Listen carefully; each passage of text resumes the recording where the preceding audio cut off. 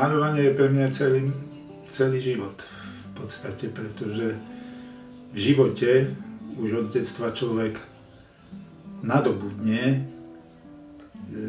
nejaké schopnosti, alebo nadobudne ich geneticky, alebo nadobudne ich svojím spôsobom života, výchovou, vzťahmi, putovaním po rôznych miestach. Vlastne môžem ďakovať mojim rodičom, ktorí ma od detstva, aj mojich súrodencov samozrejme, viedli k rôznym druhom aktivít, pretože moji rodičia boli takí multikulturálni.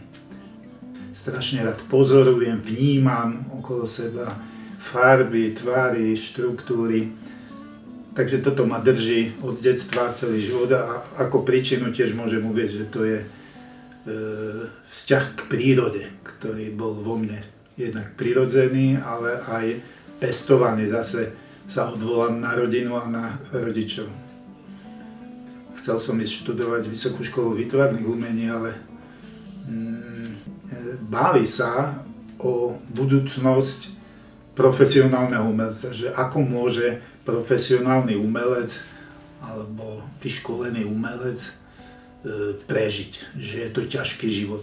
Tak ma prehovorili, že by som sa dal na tú pedagogiku a pedagogickú činnosť, takže som začal študovať na pedagogickej fakulte, ale aby som bol blízko tomu môjmu vzťahu ku kultúre, ku vizuálnemu umeniu, tak som si vybral výtvarnú výchovu, estetiku. Ale pravdu povediac, mám aj rád matematiku a hlavne tú časť matematiky, ktorá vizualizuje, čiže zase súvisí s tým vzťahom k vizuálnemu, a to je geometria. V geometrii totiž môžem pochopiť vizuálnym spôsobom, hmatateľne, až by sa dalo povedať, celú matematiku. A to ma aj inšpirovalo neskôr aj vo vlastnej tvorbe. Čiže okrem toho maľovania mala vplyv na moju tvorbu aj matematika, presnejšie povedané geometria a tie geometrické veci vo svojich obrazoch často mám. Rád spomínam aj na svojich profesorov, ktorí ma doviedli určitým smerom a kam si ma nasmerovali. A nimi sú profesor Šafranko z Prešova, ktorý mal s nami maľbu a na tej maľbe ma doviedol k nejakej novej figurácii a správnym spôsobom nás, študentov, provokoval a inšpiroval k tomu, aby sme nenechali veci klasickými, akademickými, aby sme prekračovali určité hranice, aby sme tvorili, aby sme vymýšľali.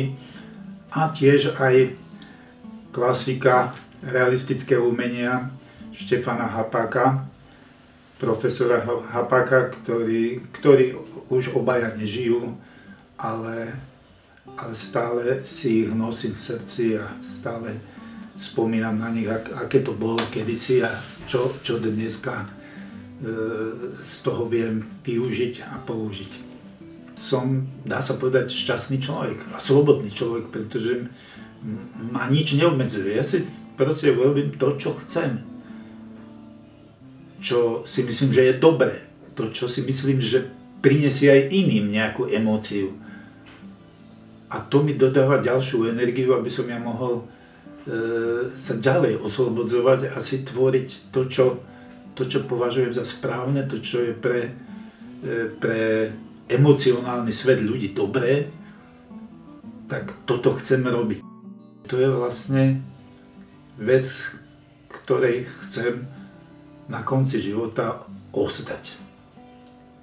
A verím, že to posolstvo, ktoré vyžarujú obrazy, že bude mať pozitívny dopad a prospech, že bude mať emocionálne pozitívny dopad.